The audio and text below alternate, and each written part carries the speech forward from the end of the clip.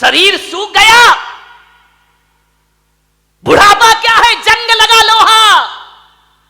लोहे पर जंग लगता है जब पानी की मार पड़ती है, और जिंदगी को जंग लगता है जब अपनी औलाद का दुष्कार मिला करता है, जब अपनी औलाद से उपेक्षाएं मिला करती हैं। एक बात अंतर इतना है कि लोहे को जंग बाहर से लगता है और जिंदगी को जंग भीतर से लगा करता है।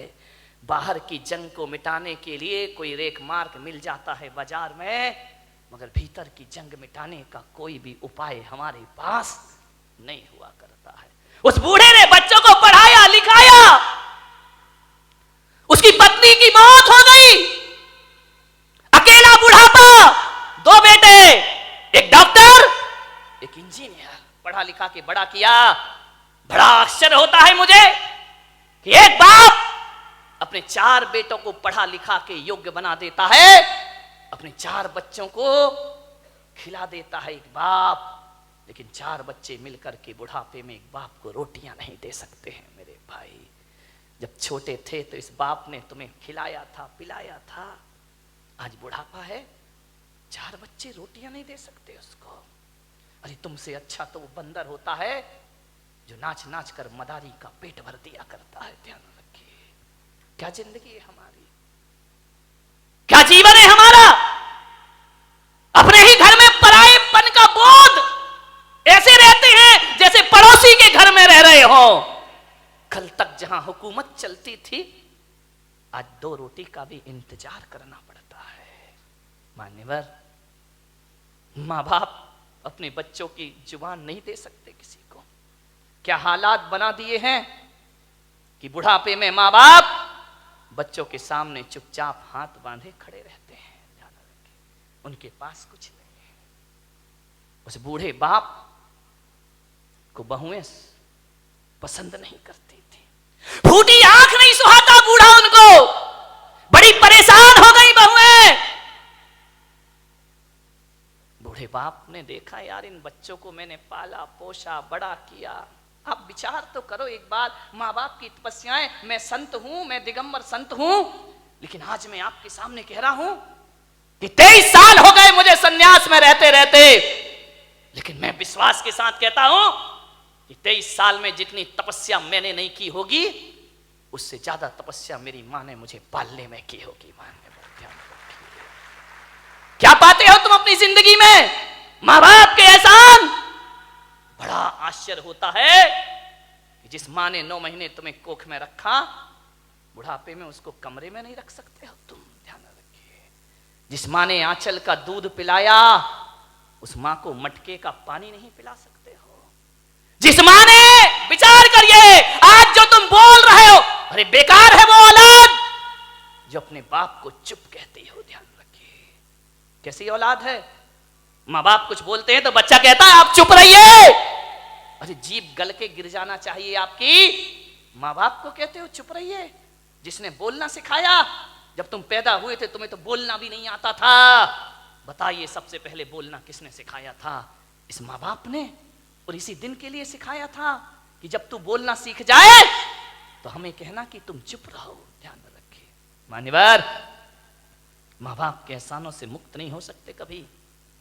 जब तुम्हें चलते नहीं बनता था ना, किसने चलना सिखाया था? बताइए, उंगली पकड़ के किसने चलना सिखाया था? इस माँ ने सिखाया था, इस पिता ने सिखाया था। ये तुम्हारे लिए घोड़ा बना था, तुम उसकी पीठ पर सवार हुए थे। कितना खुश होता था वो बाप जब तुम पहली बार चलना सीखे थे। चलते थे, गिर जाते थे, चलते थे, जैसे ही गिरने लगते थे पापा आकर पकड़ लिया करते थे। एक बात तो बता दो, युवाओं से मेरा निवेदन है, जब तुमसे चलते नहीं बनता था तो माँ बाप ने उंगली पकड़ी थी, और आज उनसे चलते नहीं बनता तो तुम उनका हाथ नहीं पकड़ सकते हो। तुम्हें उनका हाथ पकड़ने में शर्म आती है, तुम्हें गाड़ी में बिठा के मंदिर ले जाने में शर्म आती है, तुम्हें शर्म आती है अपने माँ बाप को सहारा देने में।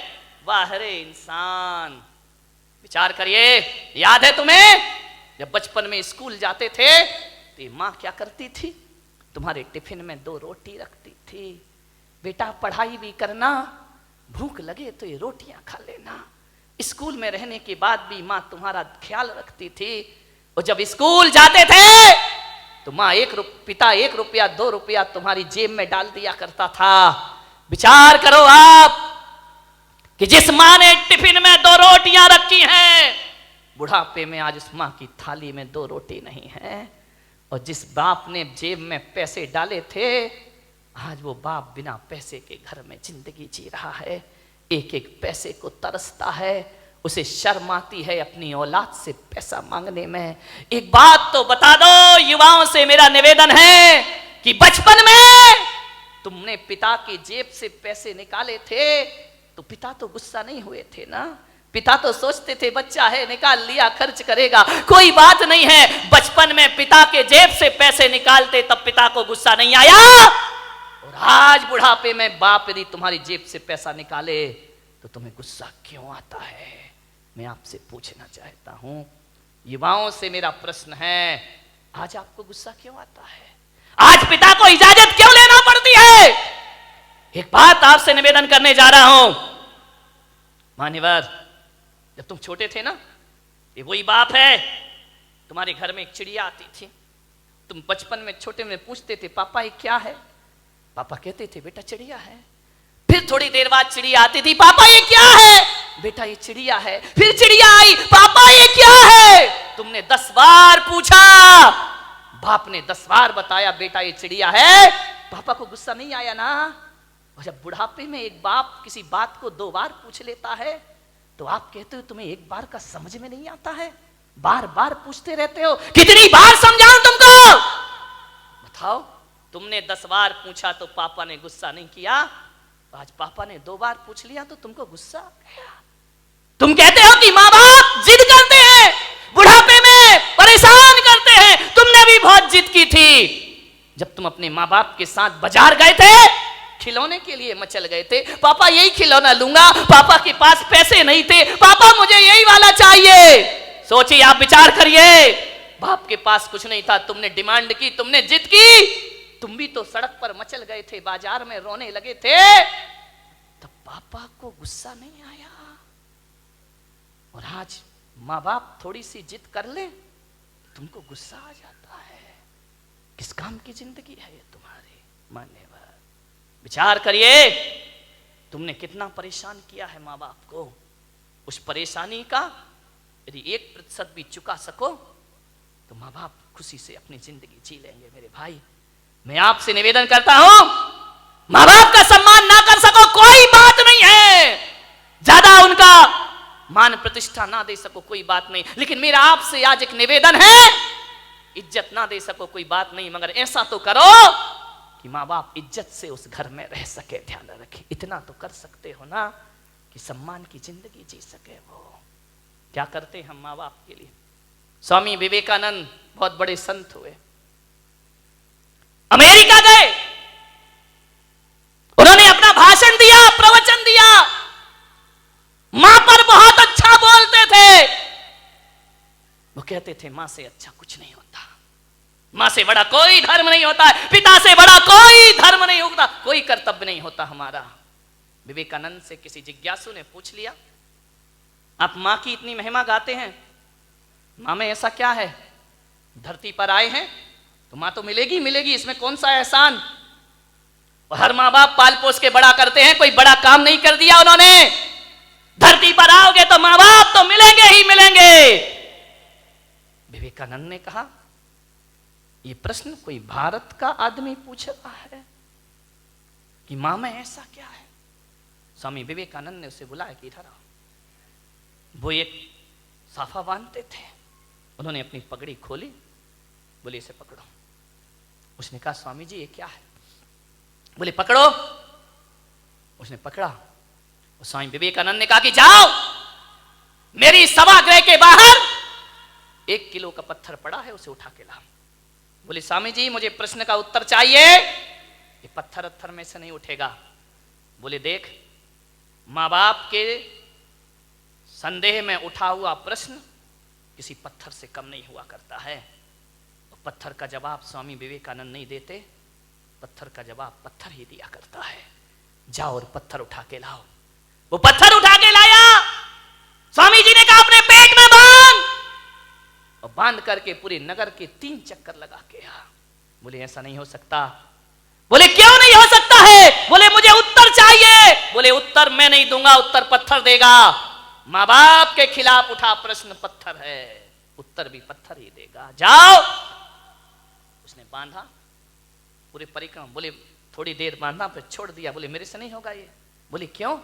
बोले स्वामी जी आप इतने बड़े विद्वान हैं, मनीषी हैं, ज्ञानी हैं, मैं पेट में पत्थर बांध के घूमूंगा तो लोग हंसेंगे, मेरा मजाक बनेंगे, मुझे अच्छा नहीं लगेगा, मुझे शर्म आती है। तो स्वामी विवेकानंद ने कहा उत्तर मिल गया। बोले ये कोई उत्तर है क्या? बोले यही उत्तर है।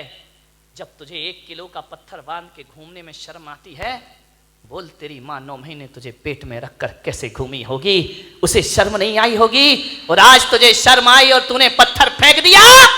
अरे मूर्ख, यदि तेरी माँ को शर्म आती हो तुझे कोख से निकाल कर फेंक देती तो आज मेरी सभा में प्रश्न पूछने की औकात तेरी नहीं होती। इस ध्यान रखिए, ये माँ बाप का उपकार हुआ करता, ये माँ बाप की बदौलत है। एक बात याद रखना मेरे भाई, आज तुम्हारे पास जितनी भी दौलत है वो माँ बाप की बदौलत है। ध्यान रखिए, माँ बाप नहीं होंगे तो कहां से डॉक्टर बन जाओगे, कहां से इंजीनियर बन जाओगे? अरे माँ बाप का एहसान मानो, एहसान मानो इस माँ का। गर्भपात की दुनिया में भी तुम्हें जन्म देने की ताकत रखी है उसने। यदि जन्म से पहले मार देती तो आज यहां बैठ के प्रवचन नहीं सुन रहे होते तुम लोग। आज जो इज्जत तुमने कमाई है ना, ये मत सोचना कि पढ़ लिख के इज्जत कमाई है, ये मत सोचना कि दौलत कमा के इज्जत कमाई है। आज किसी संत की सभा में इज्जत से बैठे हो तो अपनी बदौलत नहीं, अपने माँ बाप की बदौलत बैठे हुए हो। ध्यान रखिए, मेरा आपसे निवेदन है, यदि ये माँ तुम्हें जन्म दे के किसी कचड़े घर में फेंक देती ना, जैसे आज बुढ़ापे में तुम उसे फेंक रहे हो, यदि बचपन में इस माँ ने फेंक दिया होता ना, तो ना तुम्हारी जात का पता चलता, ना तुम्हारे बाप का पता चलता, और इस धरती पर नाजायज औलाद बनकर जीते रहते। कोई तुमसे शादी करने को तैयार नहीं होता मेरे भाई।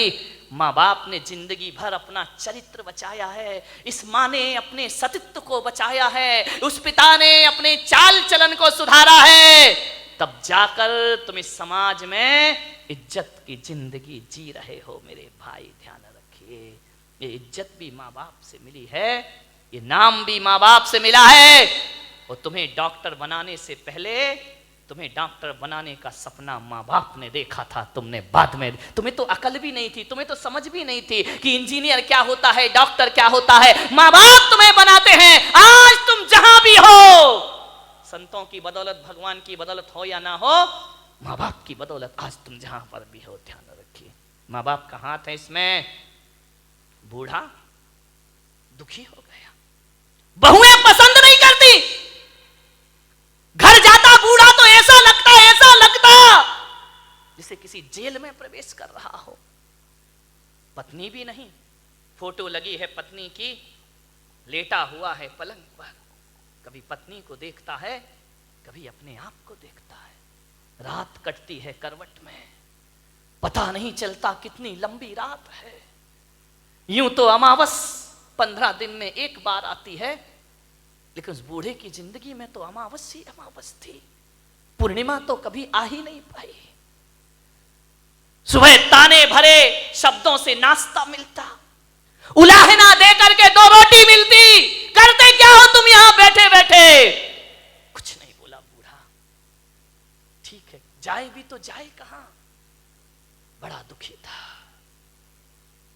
मर भी नहीं सकता, मौत भी नहीं आती, जी भी नहीं सकता, जीने जैसा कुछ बचा भी नहीं है। बहुत दुखी है बूढ़ा। थोड़ा बहुत टहलाता, यार दोस्तों में बैठता, शरीर में ताकत नहीं, कुछ कमाए, कुछ मेहनत करे, फिर घर लौट आता। और घर लौटता तो ऐसा लगता कि किस दरिंदगी की जिंदगी में मैं वापस लौट आया हूं। कोई ढंग से बात नहीं करता, बेटे के पास टाइम नहीं, वो क्लिनिक से आता, वो साइड से आता, नहाता धोता, टीवी के सामने बैठ जा। बूढ़े बाप से कोई कुछ नहीं पूछता। मैं युवाओं से निवेदन करूंगा, बूढ़े माँ बाप को बुढ़ापे में कुछ नहीं चाहिए, कुछ नहीं चाहिए। कोई बूढ़े माँ बाप नहीं कहेंगे अच्छा कमरा दो, अच्छा बंगला दो, गाड़ी दो, मोटर दो, अच्छा खाना दो, कोई माँ बाप नहीं। आपसे निवेदन है, जब कोई बेटा विदेश जाता है ना, घूमने के लिए, पढ़ने के लिए। यदि वो पत्नी से पूछता है क्या लेकर आऊं, पत्नी कहती मेरे लिए हार लेकर आना। बच्चे से पूछता बेटा तेरे लिए क्या लेके आऊं, वो कहता है मोबाइल लेके आना। बहन से पूछता है तेरे लिए क्या लेकर आऊं, वो कहती है अच्छे से सूट लेकर के आना। लेकिन जब माँ से पूछता है माँ मैं विदेश जा रहा हूं, बता तेरे लिए क्या लेकर आऊं, तो माँ कहती है मेरे पास सब कुछ है मेरे बच्चे, कुछ लाए या ना लाए मेरा लाल तू वापिस आ जाए, इससे बड़ा उपहार मेरे लिए दुनिया में कोई दूसरा नहीं। एक माँ है जो केवल तुम्हें चाहती है, तुम्हें बस, बाकी सारे रिश्ते तो तुमसे कुछ चाहते हैं। ध्यान रखिए, तुम्हें चाहने वाला कौन है? मान्यवर, क्या चाहिए एक बूढ़े माँ बाप को? पत्नी डिमांड कर सकती है साड़ी की, आभूषण की, माँ बाप तो नहीं करते। कोई उन्हें अच्छा पहनना नहीं चाहिए, उन्हें अच्छा कपड़ा नहीं चाहिए, उन्हें तो सब जीवन जी लिया है। ध्यान रखना, लड़कों से मेरा निवेदन है, बूढ़े माँ बाप को केवल प्रेम के 2 शब्द चाहिए। रूखी रोटी दे देना, ऑफिस से दुकान से जब भी लौटो 2 मिनट अपने माँ बाप के पास जरूर बैठना, उनका हाल चाल पूछ लेना, समस्या का समाधान कर पाओ या ना कर पाओ 2 शब्द प्यार के बोलना कि पापा जी कोई तकलीफ तो नहीं है ना, कोई कष्ट तो नहीं है ना, आपकी तबीयत ठीक है ना, बस इतना बोल दो। ध्यान रखिए, कुछ नहीं चाहिए माँ बाप को। एक माँ को इतना ही तो सुनना है कि माँ से इतना बोल दे बेटा कि मम्मी तू ठीक है ना,